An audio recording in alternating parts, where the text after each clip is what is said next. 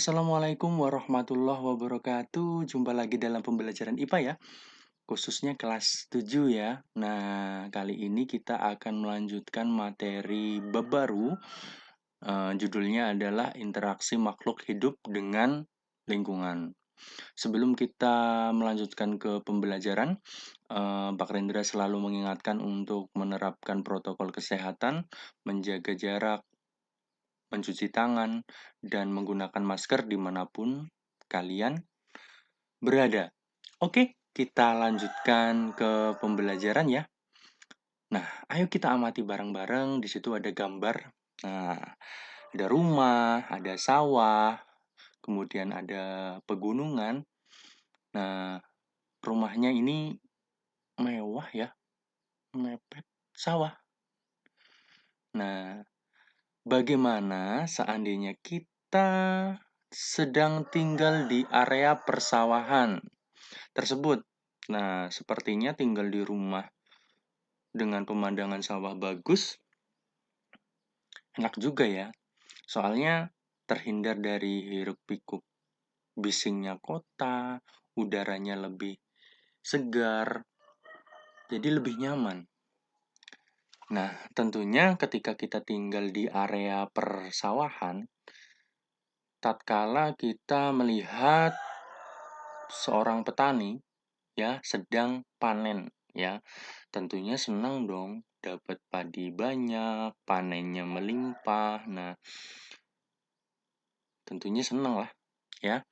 Oke, tapi kira-kira apa sih ya musuh terbesar dari para petani di Indonesia yang bisa mengancam hasil panen mereka?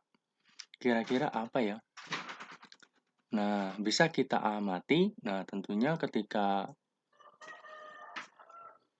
panennya terganggu karena adanya hama ya. Nah, kalian tahu tentang hama kan? Nah, sesuatu yang mengganggu produksi pertanian. Ada apa aja nih? Ada wereng, kemudian ada keong, kemudian nah ini tentunya kalian tahu ya, tikus. Nah, hama tikus. Nah, apa yang terjadi kalau kita bunuh semua tikus yang ada di Indonesia atau bahkan di seluruh dunia, tikusnya kita matikan? Apakah berdampak positif? Apakah berdampak negatif? Tentunya bisa kalian jawab di akhir pembelajaran ya. Nah, kalau kita amati, tikus itu merupakan salah satu hewan paling dibenci di seluruh dunia ya. Tidak terkecuali para petani yang ada di Indonesia. Nah, segala cara dan senjata sudah dicoba untuk melenyapkan hewan ini. Fakta menarik tentang tikus adalah hewan pengerat yang mudah bergaul dan berperilaku sosial. Nah, maka dari itu mereka akan lebih suka berkelompok dengan tikus yang lain.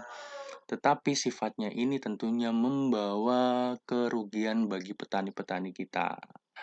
Nah, selain itu hewan ini memiliki sifat yang merusak, mencuri makanan, dan yang paling berbahaya adalah bisa menyebabkan berbagai penyakit, bahkan bisa menyebabkan kematian loh. Melihat bahayanya tikus yang bisa mematikan, apa kita semakin yakin untuk membunuh semua tikus yang ada di dunia? Apa yang terjadi apabila tikus mendadak hilang atau punah? Nah, coba kita pikirkan bareng-bareng. Nah, tentunya tikus mati semua, maka padi akan jauh lebih meningkat. Tetapi bagaimana dengan burung ataupun ular yang notabene mungkin memakan tikus? Nah, tentunya ketika jumlah tikusnya menurun atau hilang atau bahkan punah, tentunya jumlah mereka juga akan punah. Nah, Peristiwa seperti ini sering terjadi di semua tempat, bahwa sesama makhluk hidup juga saling berinteraksi. Nah, pada bab 2 ini, kamu akan mempelajari interaksi makhluk hidup dengan lingkungannya. Untuk memahami bab ini dengan baik, coba pahami lebih dulu mengenai lingkungan dan melakukan pengamatan terhadap lingkungan. Kita mulai dari lingkungan yang ada di sekitarmu ya. Tapi kita bahas dulu apa itu pengertian lingkungan. Oke, kita bahas ya. Nah, lingkungan secara umum dapat diartikan sebagai segala sesuatu di luar individu. Sekali lagi, segala sesuatu yang ada di luar individu. Lingkungan terdiri atas dua komponen, ya. Ada komponen biotik dan ada komponen abiotik. Ada biotik dan abiotik. Nah, apa perbedaan antara komponen tersebut? Kita amati ya. Nah, mungkin bisa kalian catat nih beberapa poin-poin yang penting, jangan lupa untuk dicatat ya. Nah, komponen biotik. Nah, komponen biotik terdiri atas makhluk hidup seperti manusia, hewan, tumbuhan, dan jasad ternik. Nah, masuk ke dalam komponen biotik. Pada intinya terdiri atas makhluk hidup. Nah, selain makhluk hidup, apa dong? Masuk ke dalam komponen apa dong? Nah, tentunya masuk. Nah, ini komponen abiotik. Nah, komponen abiotik itu terdiri atas benda-benda tidak hidup. Misalnya air, tanah, udara, dan cahaya. Nah, ini masuk ke dalam komponen abiotik. Jadi bisa kalian bedakan ya, biotik sama abiotik. Biotik itu berarti terdiri atas makhluk hidup, kalau abiotik berarti terdiri atas benda-benda yang tidak hidup. Ya, bisa dibedakan ya, hanya ada penambahan huruf A saja. Nah, oke. Kita lanjutkan. Nah, sekarang interaksi makhluk hidup dengan makhluk hidup yang lain. Interaksi antar makhluk hidup dengan makhluk hidup yang lain dapat terjadi melalui rangkaian peristiwa makan dan dimakan. Makan dan dimakan, tentunya masih ingat nih pelajaran SD ataupun yang kalian yang berasal dari MI tentunya pernah belajar tentang yang namanya rantai makanan, jaring-jaring makanan, ataupun piramida makanan. Masih ingat ya? Coba kalian buka-buka lagi buku kamu ketika di SD dulu. Nah, selain itu, melalui bentuk hidup bersama, yaitu simbiosis. Masih ingat nih, simbiosis. Macam-macamnya apa saja? Nah, interaksi antar makhluk hidup dengan makhluk hidup yang lain dapat terjadi melalui rangkaian peristiwa makan dan dimakan ya. Nah, simbiosis. Nah, masih ingat ya? Kalau Pak Rendra itu kadang untuk mudah menghafalkannya, eh, Pak Rendra singkat jadi MKP. Nah, MKP. M-nya apa? Masih ingat? Nah, mutualisme. Kemudian ada komensalisme. Dan P, iya betul, parasitisme. Nah, masih ingat ya ketiga simbiosis ini atau sudah lupa? Nah, bagi yang lupa kita ingat-ingat kembali ya. Apa itu simbiosis mutualisme? Nah, simbiosis mutualisme merupakan suatu hubungan dua jenis individu yang saling menguntungkan. Mutualisme berarti menguntungkan ya. Mutualisme huruf depannya kan M tuh. Jadi lebih mudah menghafalkannya berarti bisa kita artikan menguntungkan. Nah, contohnya apa saja sih simbiosis mutualisme? Nah, contohnya ada bunga dan kupu-kupu. Betul. Nah, kupu-kupu membantu penyerbukan bunga dan kupu-kupu memperoleh keuntungan mendapatkan nektar dari bunga. Jadi sama-sama menguntungkan. Ibarat kata kayak penjual dan pembeli itu. Nah, keduanya sama-sama mendapat untung. Penjual dapat untung, pembeli dapat untung. Nah, itu namanya adalah simbiosis mutualisme. Menguntungkan. Jadi keduanya mendapat untung. Oke, bisa dipahami? Nah, kita lanjut. MK. Sekarang Kak. Nah, komensalisme. Nah, simbiosis komensalisme adalah hubungan interaksi dua jenis individu yang memberikan keuntungan kepada salah satu pihak. Ingat, mendapatkan keuntungan hanya pada salah satu pihak. Tetapi pihak lain bagaimana? Tetapi pihak lain tidak mendapatkan kerugian. Jadi biasa aja tuh. Yang satu dapat untung, tapi satunya biasa aja. Ya, enggak diuntungkan, juga tidak dirugikan. Maksudnya seperti itu. Nah, contohnya adalah tanaman anggrek dan dengan pohon mangga. Sering kita lihat ya tentunya ya. Jadi kalau tanaman anggrek mendapatkan keuntungan berupa tempat hidup ya. Sedangkan pohon mangga tidak mendapatkan keuntungan maupun kerugian dari keberadaan tanaman anggrek tersebut. Nah, oke, bisa dipahami ya, komensalisme. Satu dapat untung, tetapi yang lain tidak untung juga tidak rugi. Nah, itu komensalisme. Yang terakhir MKP, berarti yang terakhir P. Nah, masih ingat nggak? Oke, simbiosis parasitisme.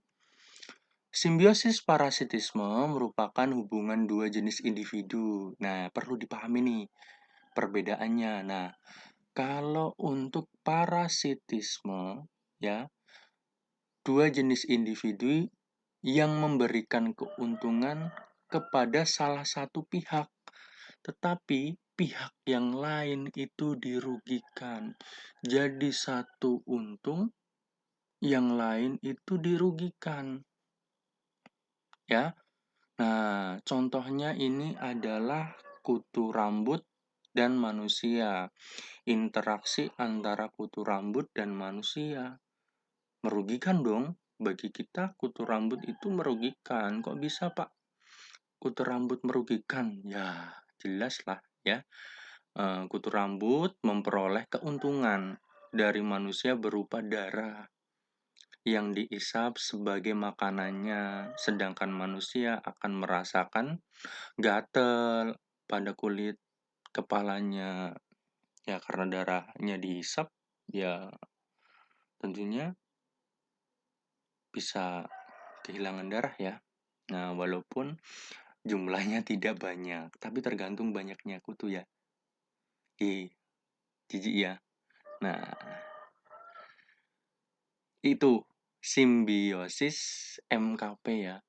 M mutualisme, K komensalisme, P parasitisme, dan beberapa penjelasannya tadi ya.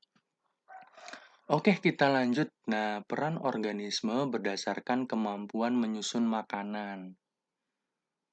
Nah, berdasarkan kemampuan menyusun makanan, peran organisme dibagi menjadi dua nih. Ada autotrof dan heterotrof.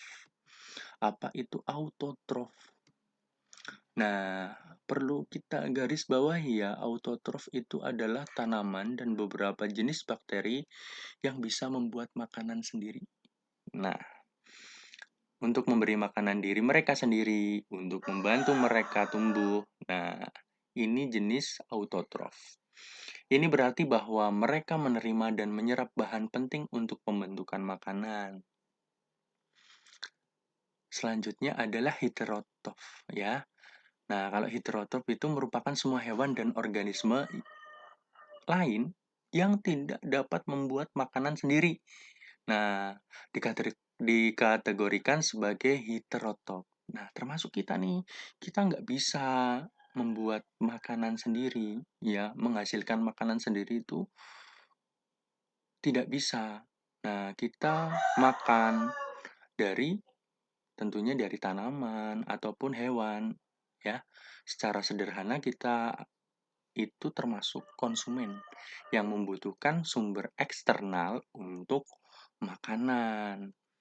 Nah, heterotrof ini, organisme heterotrof berdasarkan jenis makanannya dibagi lagi menjadi 3 nih. Jadi heterotrof dibagi jadi 3. Yang pertama adalah herbivora. Masih ingat dong herbivora ya?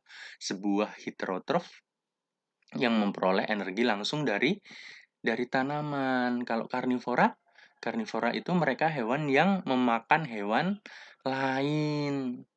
Nah, kalau omnivora, omnivora itu hewan yang mendapat makanan mereka dari tumbuhan maupun dari hewan. Itu heterotrof. Oke. Pola interaksi manusia mempengaruhi ekosistem ya. Dalam ekosistem, manusia berperan sebagai bagian dari komponen biotik. Dan peran manusia ini besar sekali pengaruhnya terhadap kualitas lingkungan. Nah, tetapi karena manusia itu cenderung ingin selalu mendapatkan keuntungan, maka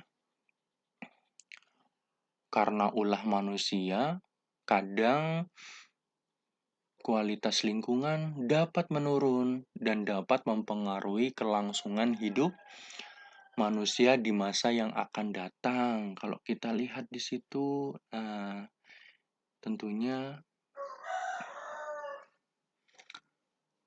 ini akibat ulah manusia ya, penebangan hutan, kemudian ada asap dari pabrik yang tentunya bisa mencemari lingkungan yang ada, bisa di darat, di udara, ya, bahkan di air.